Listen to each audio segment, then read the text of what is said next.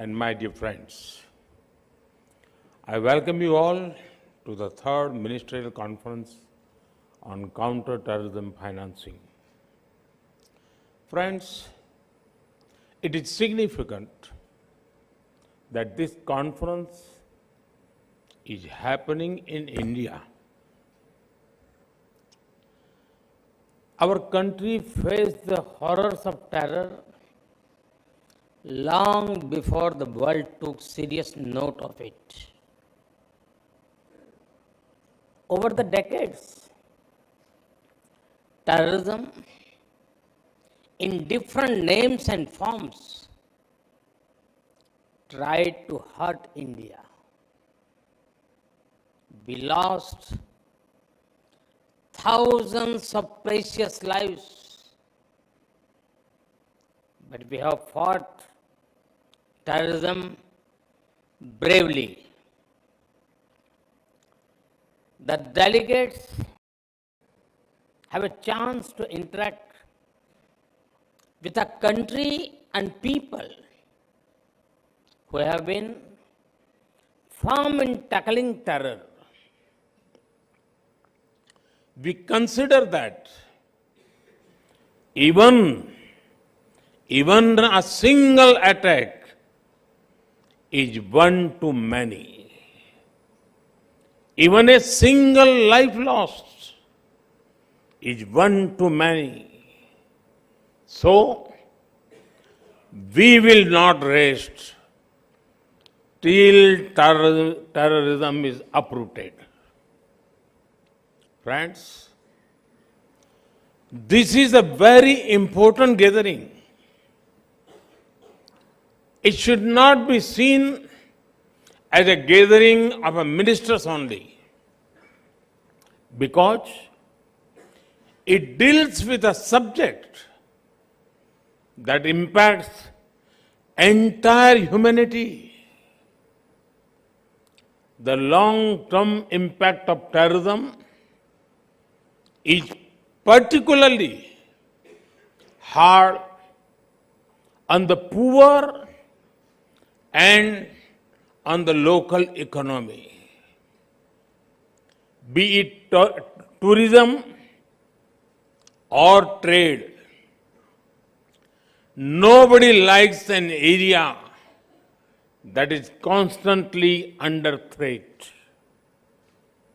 And due to this, the livelihoods of people are taken away.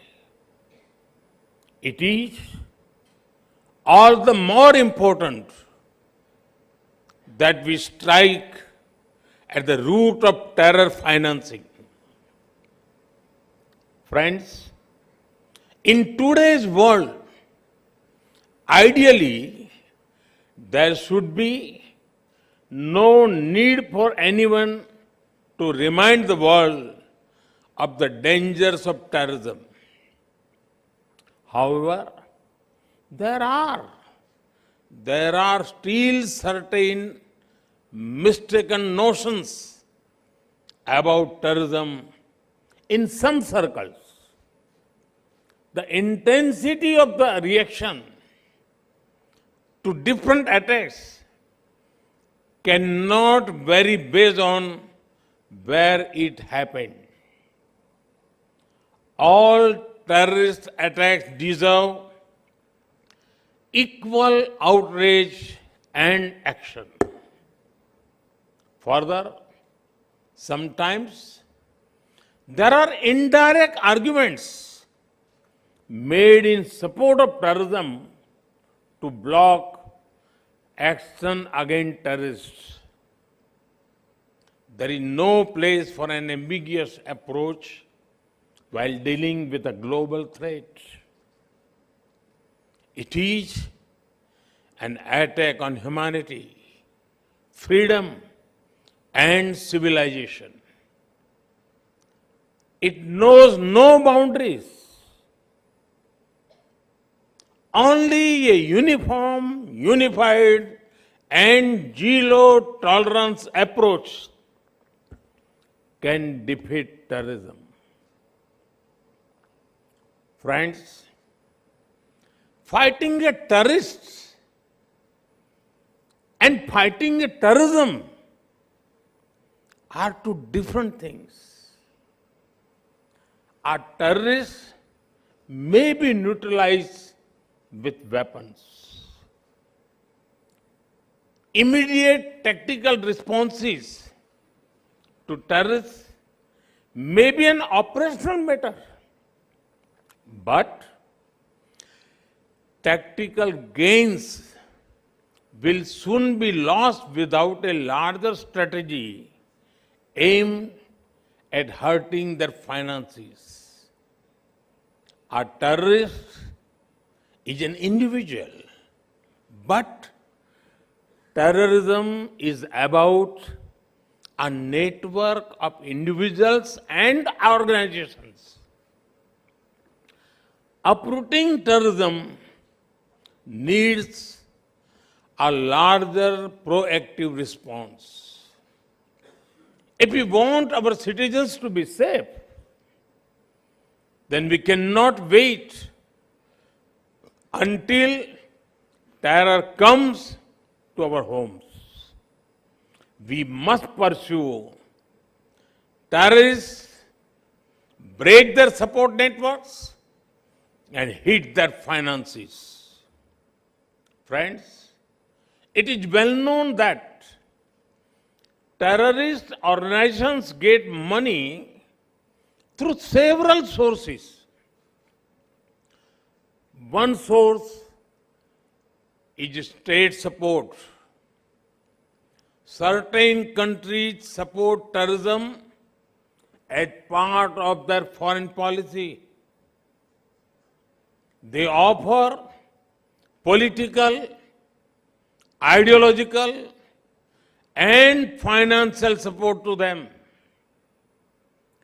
International organizations must not think that the absence of war means peace. Proxy wars are also dangerous and violent. There must be a cost imposed upon countries that support terrorism.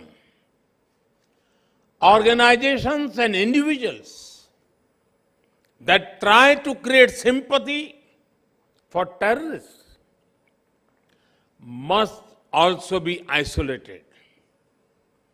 There can be no ifs and buts entertained in such matters. The world needs to unite against all kinds of overt and covert backing of terror. Friends, one of the sources of terror funding is organized crime. Organized crime should not be seen in isolation. These gangs often have deep links with terrorist outfits. The money made in gun running, drugs, and smuggling is pumped into terrorism. These groups help with logistics and communication too. Action against organized crime is extremely important in the fight against terror. At times, even activities like money laundering and financial crimes have been known to help terror fundings. Fighting it needs global collaboration. Friends, in such a complex environment, the United Nations Security Council, Financial Action Task Force, Financial Intelligence Units, and the Egmont Group are boosting cooperation in preventive detection and prosecution of illegal fund flows. This is helping the war against terror in many ways over the past 2 decades. This also helps in understanding terror funding risks. Friends, now the dynamics of terrorism are changing. Rapidly advancing technology is both a challenge and a solution. New kinds of technology are being used for terror financing and recruitment. Challenges from the darknet, private currencies, and more are emerging. There is a need for a uniform understanding for new finance technologies. It is also important to involve the private sector in these efforts. From a uniform understanding, a unified system of checks and balances and regulations can emerge. But we must be careful about one thing. The answer is not demonize technology. Instead, it is to use technology to track, trace, and tackle terrorism. Friends, today, cooperation is needed, not only in the physical world, but also in the virtual world too. The infrastructure used for cyber terrorism and online radicalization is disturbing. Some also offer weapons training from a remote location and online resources, communications, travel, logistics. There are many links of the chain in different countries. Each country can and must act against the part of the chain within the reach. Friends, many different nations have their own legal principles, procedures, and processes. Sovereign nations have a right to their own systems. However, we must also be careful not to allow extremists to misuse differences between systems. This can be prevented through deeper coordination and understanding between governments. Joint operations, intelligence coordination, and extradition help the fight against terror. It is also important that we jointly address the problem of radicalization and extremism. Anyone who supports radicalization should have no place in any country. Friends, over the last few months, many conferences have been held in India relating to different dimensions of security. India hosted the General Assembly of the Interpol in New Delhi, a special session of the United Nations Security Council Counter-Terrorism Committee happened in Mumbai. At this No Money for Terror conference, India is helping build global momentum against terror funding. Our intention is to bring the world together in taking the war against terrorism to the next level. Friends, I wish all the participants success in the deliberations over the next few days. I'm positive that you will help in attacking terror funding in all its dimensions. Thank you. Thank you very much.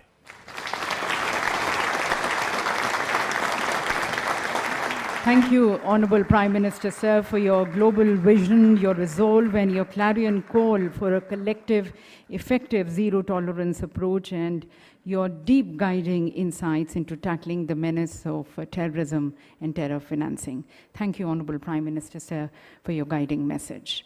And as we express our gratitude and appreciation to the Honorable Prime Minister, may I request once again our Honorable Union Home and Cooperation Minister, Shri Amit Shah ji, to please present a memento to the Honorable Prime Minister.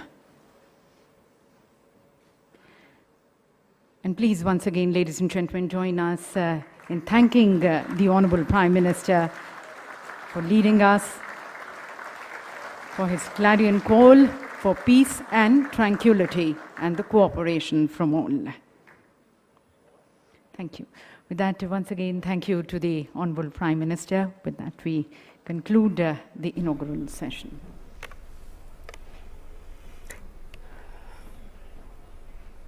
तो आप सुन रहे थे प्रधानमंत्री नरेंद्र मोदी को, जिन्होंने नई दिल्ली में आतंकवादी वित्त पोषण को रोकने के लिए तीसरे मंत्री सम्मेलन नो मनी फॉर टेरर को संबोधित किया। काफी प्रमुख बातें उन्होंने कही। इसमें 450 से ज्यादा प्रतिनिधि हिस्सा ले रहे हैं और उन्होंने साफ तौर पर कहा कि भारत कई दशकों से झेल रहा है आतंकवाद। To congratulate India that will continue the leadership as the next G20 presidency. The responsibility to lead and realize the global recovery, as well as the strong and inclusive growth, will now be at the hands of His Excellency Prime Minister Narendra Modi. I am sure, under the leadership of Prime Minister Modi, G20 will keep moving forward. As a friend of India and as a part of Troika, next year Indonesia is ready to support the success of India G20 presidency. I also request all participating G20 leaders to support India next year. Marking the end of Indonesia G20 presidency, I intend to officially hand over the leadership to India as the next G20 presidency. And I'd like to invite Prime Minister Modi to deliver his remarks.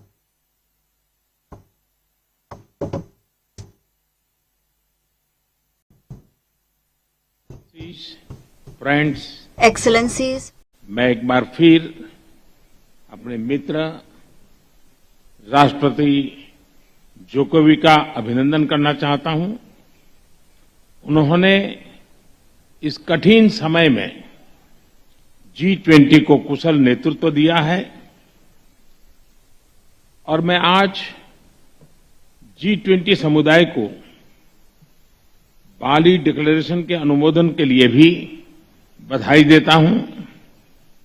Bharat अपनी G20 अध्यक्षता के दौरान Indonesia के सराहनीय initiative को आगे बढ़ाने का भरसक प्रयत्न करेगा। भारत के लिए यह अत्यंत सुभग संयोग है कि हम G20 की अध्यक्षता का दायित्व इस पवित्र द्वीप बाली में ग्रहण कर रहे हैं। भारत और बाली का बहुत ही प्राचीन रिश्ता है। एक्सेलेंसीज, भारत G20 का जिम्मा ऐसे समय ले रहा है जब विश्व जियोपॉलिटिकल तनावों, आर्थिक मंदी, खाद्यान्न और ऊर्जा की बढ़ी हुई कीमतों और महामारी के दीर्घकालीन दुष्प्रभावों से एक साथ जूझ रहा है। ऐसे समय विश्व G20 की तरफ आशा की नजर से देखता है।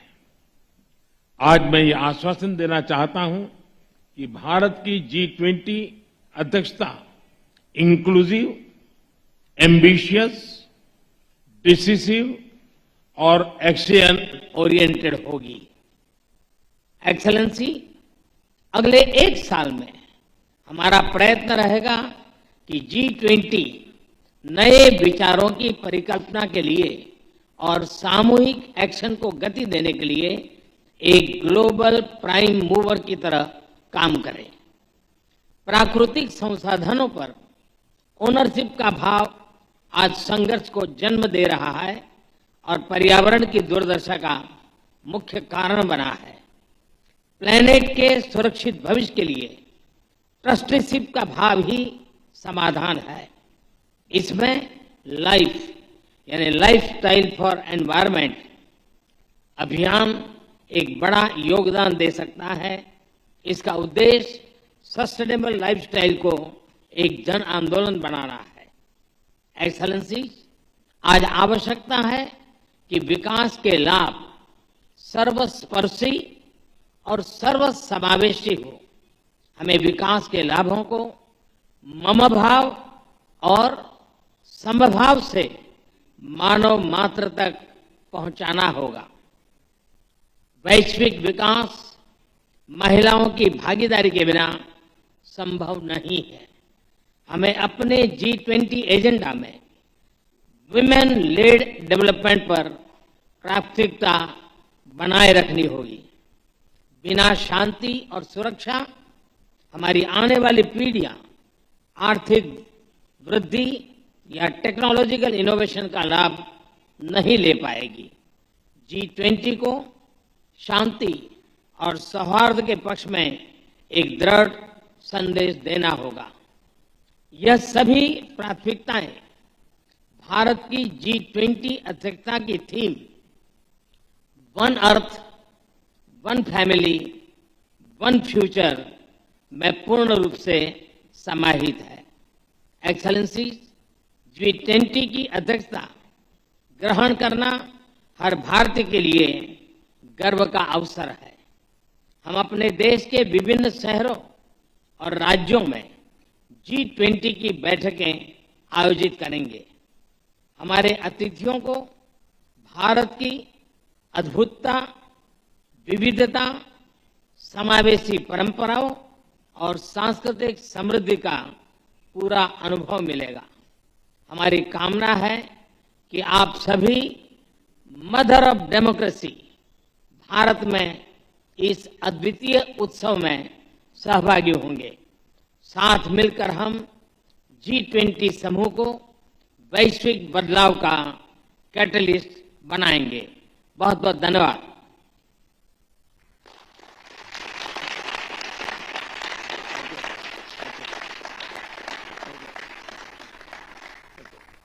Terima kasih Yang Mulia Perdana Menteri Modi, para pemimpin yang saya hormati. Leaders, we are now at the end of this G20 summit. Once again, allow me to express my gratitude to you all, Excellencies, and also have a safe trip. Have a safe trip. I hereby declare the G20 summit in Bali of Indonesia hereby closed.